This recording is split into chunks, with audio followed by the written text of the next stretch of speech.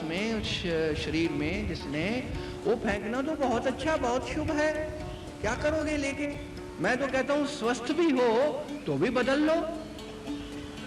अगर स्वस्थ भी हो तो शरीर बदलने में क्या है, ये तो बहुत अच्छा है?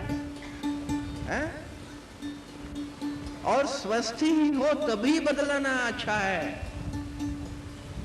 गंदा करके, मैला करके फेंकना कपड़ा, तो ये तो गुर्बत है, ये तो गरीबी की इंतहा है। अमीर बनो, अच्छे बनो, रोज कपड़े बदलो और मौज से बदलो, हंसी खुशी से बदलो। तो संत मरे ना रोइए, संत नहीं मरता, रोने का प्रश्न नहीं उठता। कहां मरता है संत और कहां अपने घर को जाता है? क्या यहां बेगाने की जगह है? वो ये संसार भी उसका घर है और यहां वो उस परम घर से भी जुड़ा हुआ है। वो घर, वो सखिया, वो घर सबसे न्यारा, जहां पूर्ण पुरुष हमारा। वो पूर्ण पुरुष जो है, जहां वो है वहां भी है, वहां है तभी सतगुरु है। मैं तुम्हें कहा करता हूं कि चरण क्यों छूते हो सतगुरु के? चरण का यही महत्व है कि ऐ सतगुरु, तुम मुझसे कहते हो कि तुम तो यहाँ हो नहीं, तुम तो अपने घर में हो, तुम्हारे चरण ही इस धरती पर पड़े हुए हैं, वही छूने दो हमें। चरण ही छुए जा सकते हैं, सिर को नहीं छूते तुम उसके, शरीर को नहीं तुम छूते उसके। तो वो तो सदा वहां है, जो सदा वहां है उसी के लिए कहा है, उसी के लिए कहा है भाई कोई सतगुरु संत कहावे। कबीर साहब बड़ा सुंदर कहते हैं, भाई कोई सतगुरु संत कहावे, भाई कोई सतगुरु संत कहावे। नैनन अलख लखावे, भाई कोई सतगुरु संत कहावे। भाई कोई सतगुरु संत कहावे। कहाँ है सतगुरु, कहाँ है संत? ढूंढने से नहीं मिलता, इसीलिए खबरदार रहना, झुकने से पहले देख लेना कहाँ झुक रहे हो। भाई कोई सतगुरु संत कहावे, नैनन अलख लखावे। भाई कोई सतगुरु संत कहावे, नैनन अलख लखावे। सतगुरु वो है, तो पहचान दी है सतगुरु की, कि सतगुरु की पहली पहचान क्या है? जो तुम्हें नैनों से उसको दिखा दे जो अलख है, जो दिखाई नहीं देता, जो इन नैनों से दिखाई नहीं देता, उसके दर्शन करा दे। उसके दर्शन हो सकते हैं। अर्थ ये है कि उन नैनों से दर्शन करा दे जो इन नैनों से दर्शन नहीं कर सकने में कामयाब। ये नैन दर्शन नहीं कर सकते, उसके दर्शन उन नैनों से करवा दे। वो नैन कहाँ हैं? वो नैन सतगुरु से मिलते हैं, वो चक्षु मिलता है, वो नेत्र खुलता है जिससे तुम उसके दर्शन करते हो। ओ नया चक्षु दिव्यम ददामि ते चक्षु पश्यमे योगेश्वरम। भगवान कहते हैं, ऐ अर्जुन तुम्हें मैं दिव्य चक्षु देता हूं, तुम नहीं देख सकते इन नैनों से मेरी लीला को, मेरे को। तुम मुझे कृष्ण ही देख रहे हो, सखा ही देख रहे हो, सारथी ही देख रहे हो, तुम मुझे अपना कुटुंबी ही देख रहे हो, तुम मुझे अपना संबंधी देख रहे हो, तुम परमात्मा नहीं देख रहे हो। सतगुरु के दर्शन तुम्हें नहीं हो सकते इन नैनों से। तो बड़ी कृपा करते हैं, कहते हैं तुझे बहुत कुछ दिया है, बड़े सत्संग कराए हैं, बड़े ज्ञान की चर्चा की है, अब तुम्हें मैं दिव्य चक्षु देता हूं। वो चक्षु देता हूं जिसके देने से तुम मुझे देख पाओगे। ना तो शक्य से द्रष्टुम ने नैव स्वचक्षुषा, सुचक्षुषा, अपने चक्षु से, अपने नैनों से तुम मुझे देखने में समर्थ नहीं हो सकते हो। दिव्यम ददामि ते चक्षु पश्य मे योग मैश्वरम। मेरे योग का ऐश्वर्य जो है, मेरी जो लीला है उसको देख तू, मेरे दर्शन कर मेरे स्वरूप के उस चक्षु से। वो है नैन, वो नैन मिलते हैं। एक अंधा घर से निकलता है, जाना है बाहर, घर से निकलता है, रात हो गई है। अब वो मांगता है अपने बेटे से कि बेटे लालटेन दे दे, मैं अंधेरे में बाहर जाऊंगा तो ठोकर ना लगे। और बच्चा पूछता है कि आप तो अंधे हो पापा, आंखें तो आपकी है नहीं, तो लालटेन का क्या करोगे? और वो अंधा कहता है तुम नहीं समझते, तुम छोटे हो। लालटेन मेरे लिए नहीं है, दूसरे के लिए है, कि दूसरा उधर से आएगा जो आदमी, वो देखेगा अंधेरे में मेरे से टकरा जाएगा, उसको अंधेरे में दिखाई नहीं देगा, मेरे तो नैन ही नहीं है, मेरे तो अंधापन है, मैं तो देख नहीं सकता। दूसरा जो है वो अंधेरे में नहीं देख पाएगा वो भी, इसलिए वो मेरे से टकरा जाएगा, रोशनी होगी तो बच जाएगा टक्कर से। और वो लालटेन लेके चलता है, बच्चे की समझ में आ जाता है, लालटेन जला के दे देता है अपने पापा को। तो लालटेन लेके चलता है, थोड़ी दूर चलता है तो टक्कर होती है बड़े जोर से, दूसरी तरफ से आदमी आ रहा था उससे टक्कर हो जाती है। तो ये अंधा आदमी जोर से उठ करके बोलता है अरे मुझे गिरा दिया, अभी मेरी हड्डी पसली टूट गई होती, इतनी मुश्किल से। देखते नहीं, अंधे हो, मेरे हाथ में लालटेन नहीं दिखाई देती। तो दूसरी तरफ भी अंधा है, वो कहता है तुम्हें दिखाई नहीं दी, मेरे हाथ में भी लालटेन है। संयोगवश दूसरी तरफ से भी अंधा चला आ रहा है, वो भी लालटेन लेके निकला है कि ताकि आगे आने वाले आदमी देख सके मुझे, कोई टकरा ना जाए। लेकिन दोनों अंधे, दोनों के पास लालटेन है। आज जगत में हर प्राणी की ये हालत है, लालटेन तो लिए घूमते हो। ये तुम्हारे वेद और ये शास्त्र क्या हैं? ये पुराण और ग्रंथ क्या हैं?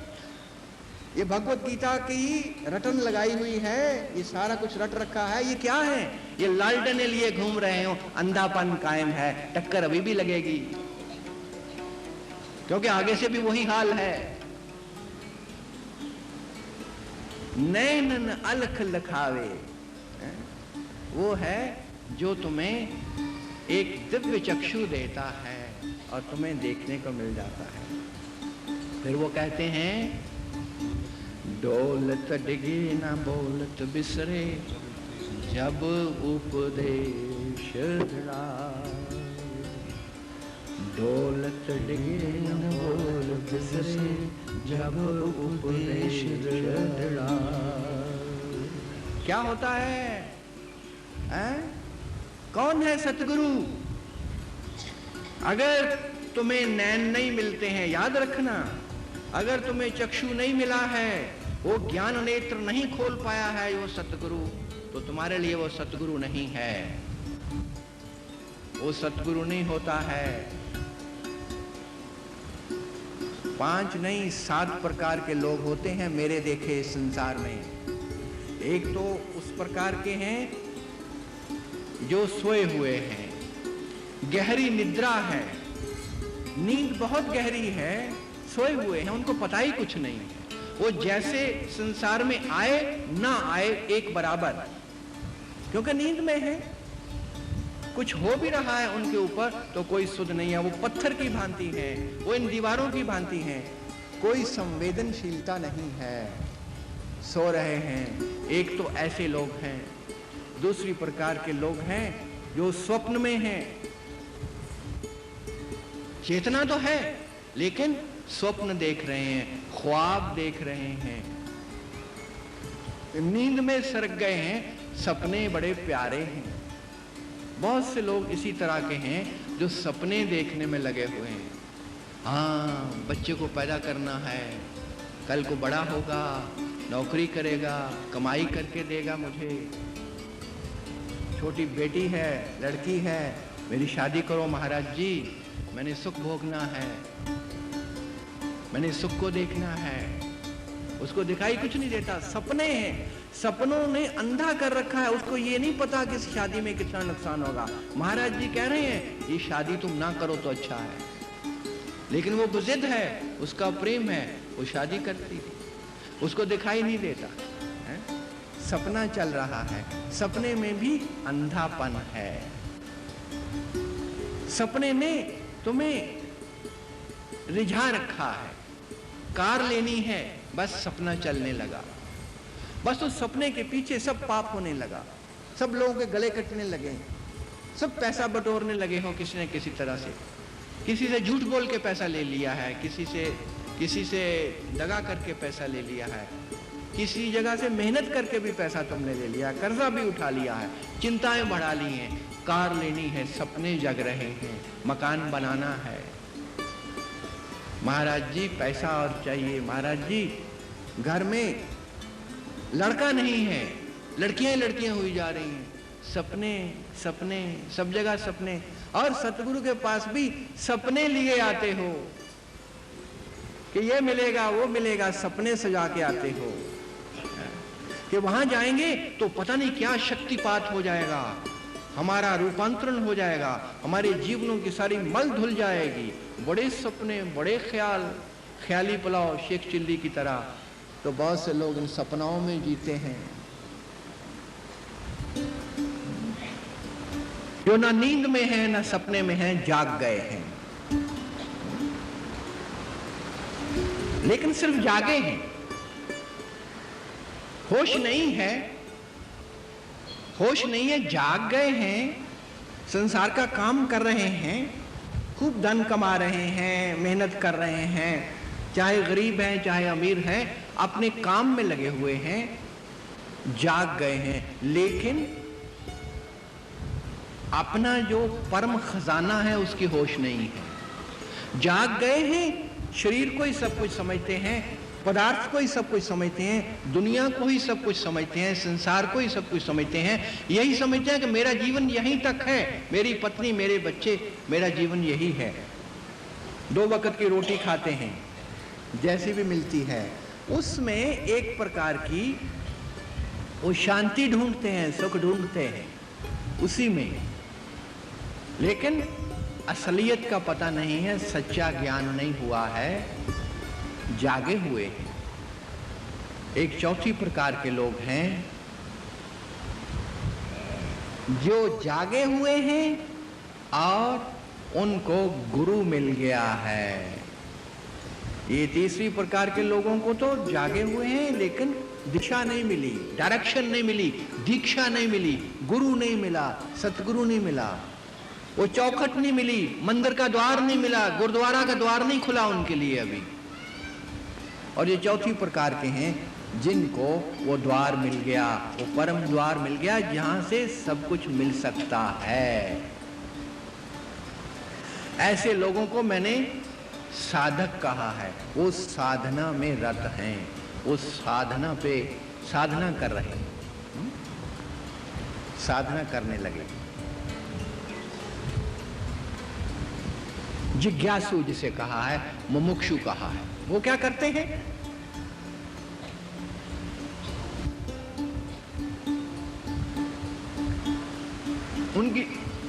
उनकी साधना बेकार, उनकी साधना का कोई अर्थ नहीं।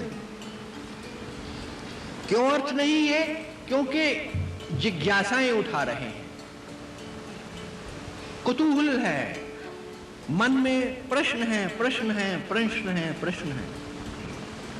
सतगुरु का दरबार मिल गया है, जाग गए हैं, वहां पर बैठ करके प्रश्न उठा रहे हैं, प्रश्न ये क्यों, ये क्यों, ये ऐसा क्यों, वैसा क्यों। जिज्ञासाएं छलांगे भर रही हैं, जिज्ञासु हैं। पहले 3 तरह के लोगों से अच्छे हैं, बेहतर हैं, लेकिन सतगुरु का अमृत नहीं ले पा रहे, सतगुरु की कृपा के पात्र नहीं बन रहे, सतगुरु का प्रसाद नहीं लेने में सफल हो रहे, क्योंकि जिज्ञासा से भरे हैं, क्योंकि वहां भी अपने ले आए हैं उन प्रश्नों को। हाँ, महाराज जी पहले साबित करें कि परमात्मा है, महाराज जी पहले बताओ कि मुझे शांति मिलेगी, आप सच्चे सतगुरु हो, मुझे परखने दो। तो ये जो परख है, ये वो ऐसे लोग हैं, ये करते हैं, उनको मैंने जिज्ञासु कहा है।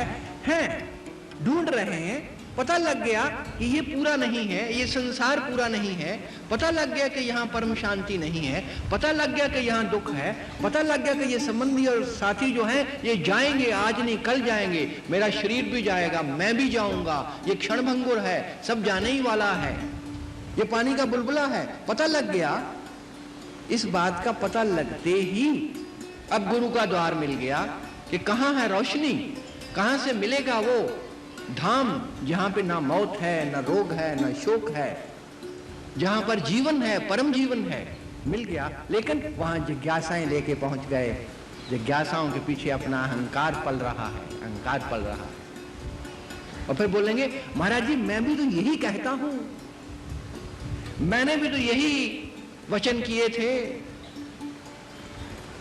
तो अपनी पुष्टि चाहते हैं, जो अपना उनका कूड़ा करकट इकट्ठा किया हुआ है उसकी पुष्टि मिले अगर सतगुरु से, तो फिर सतगुरु हाँ जी ठीक है, नहीं मिले तो नहीं, किसी काम का नहीं। तो ऐसे लोग जिज्ञासु कहलाते हैं।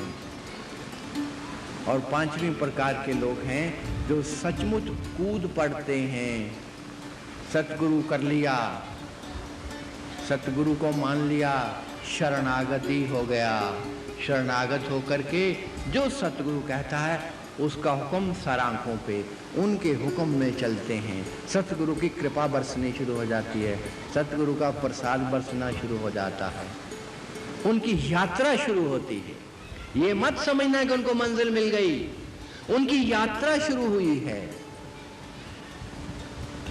ये छठे प्रकार के लोग हैं। छठे के पांचवें कितने हुए? पांचवें प्रकार के लोग हैं ये। पांचवी श्रेणी में ये लोग आते हैं जो शरणागत हो गए हैं, सब कुछ मिलने लगा है उनको, यात्रा शुरू हो गई है, सिमरन ध्यान करने लगे हैं, सतगुरु की आज्ञा में रहते हैं, सेवा करते हैं, स्वाध्याय है, सेवा, सत्संग, स्वाध्याय, सिमरन, ये सब पल रहा है उनके जीवन में। हाँ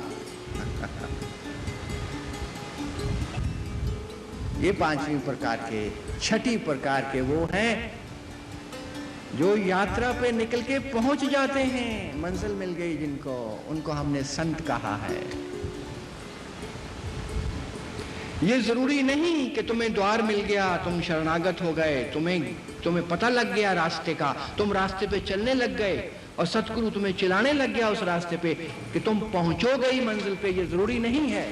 लोग गिर जाते हैं, लौट आते हैं, मंजिल पास ही है, फिर लौट आते हैं, फिर गिर जाते हैं, फिर कोई और चीजें बीच में आ जाती हैं, बड़े बड़े संत गिरते हैं। तो ऐसे लोग जरूरी नहीं कि वो मंजिल पे पहुंच जाएंगे। वो पांचवी प्रकार के, छठी प्रकार के लोग हैं जिन्होंने मंजिल को पा लिया, जो जा मिला अपने उस परम शांति के स्रोत से, जो गिर गया उस परम सागर के आनंद में, जिसने वो सब ले लिया, वो है छठी प्रकार का, उसको हमने संत कहा है। और सातवीं और आखिरी प्रकार का वो है जो संत पा लेता है उस परम शांति को और चलता है फिर जगत में उतर करके, अपनी शांति को भी छोड़ करके अशांत लोगों में शांति भरने के लिए जो चलता है, जिसको हमने सतगुरु कहा।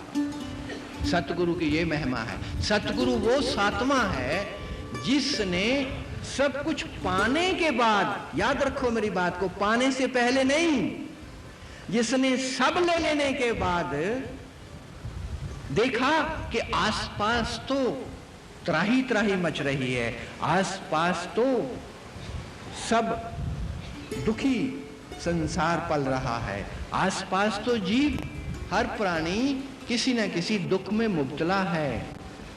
ये तो बड़ा सीधा सरल सहज रास्ता था, मैं पहुंच गया तो मेरा साथी क्यों नहीं पहुंच? सतगुरु के लिए सतगुरु उस परम संत के हृदय में असीम अनंत अनुकंपा का सागर लहराना चाहिए। वो उसकी कृपा से होता है।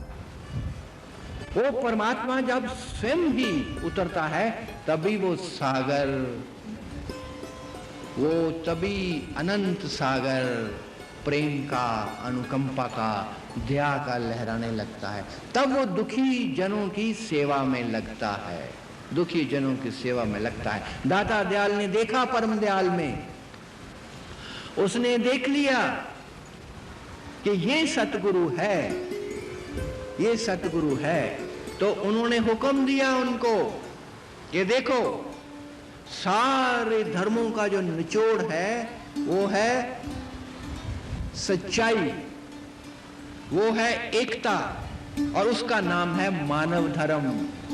और तुमने मानव धर्म का प्रचार और प्रसार करना है और दुखी जीवों की सेवा करनी है, बस। और कोई हुक्म नहीं था उनके लिए, यही एक हुक्म था दाता दयाल का अपने परम शिष्य सतगुरु हुजूर परम दयाल जी महाराज के लिए। और परम दयाल जी महाराज ने 1938 में यहां से तार भेजा था इस हुशियारपुर से। 1938 में टेलीग्राम द्वारा सूचित किया था, क्योंकि वो दाता दयाल जी शीट छोड़ने वाले थे। 1939 में उन्होंने शीट छोड़ा, उनको पता था कि मेरा वक्त नजदीक है। तो उन्होंने बार बार आग्रह किया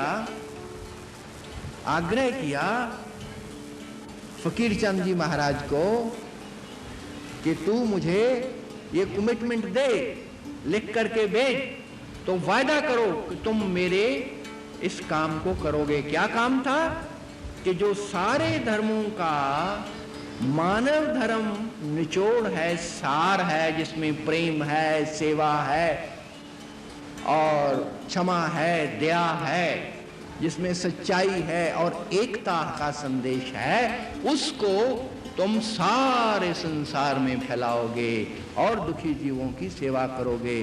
तो उनकी टेलीग्राम पहुंची दाता दयाल को कि मैं फकीर चंद ये प्रतिज्ञा करता हूं कि अपनी योग्यताओं और परिस्थितियों के अनुसार मैं सारे संसार में सच्चाई का प्रचार करूंगा, सत्य का प्रचार करूंगा।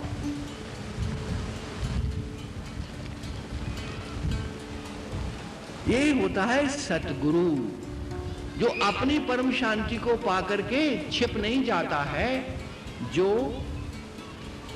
उसमें सुगंध भर गई है, उस पुष्प में जो खिला है अपनी परम आभा में, अपने परम स्वरूप में, वो सुगंध बिखेरता है। जो बादल भर गए हैं पानी से, वो तैरते हैं आकाश में, ढूंढते हैं सूखी और भूखी धरती को, जहां वो बरस जाएं और उसको तृप्त कर दें, परितृप्त कर दें। वो भर जाता है लौ से, जब जो प्रकाश से भर जाता है संत, वो चलता है बाहर, वो समाता नहीं अंदर। वो आनंद इतना है, वो प्रकाश इतना है कि वो फैलना चाहता है और कल्याण उनका करना चाहता है जो अंधकार में है। तो वो फैलता है, वो लौ फैलती है, दूर दूर तक फैलती है। उस फैलती हुई लौ को हमने सतगुरु का नाम दिया है, उसको सतगुरु कहा। उसी की चर्चा कबीर साहब करते हैं।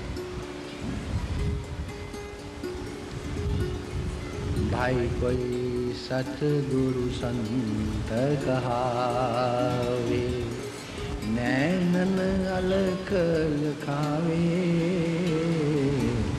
भाई कोई सतगुरु संत कहावे, दौलत डिगे न बोलत बिसरे, जब उपदेश धरा।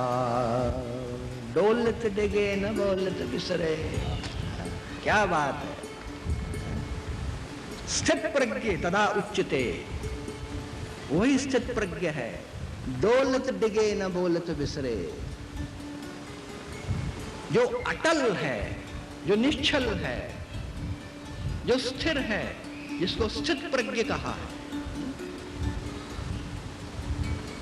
उसकी परम संत की परिभाषा पूछते हैं ना,